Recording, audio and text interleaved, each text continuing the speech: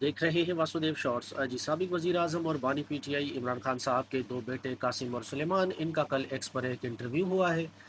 जो इंटरव्यू पाकिस्तान में काफ़ी वायरल है, काफ़ी लोगों ने इसको देखा है, जिसमें उन दोनों का कहना था कि ये इंटरव्यू हम लोग इसलिए दे रहे हैं कि हमें डर है, हमारे वालिद की जान को ख़तरा है।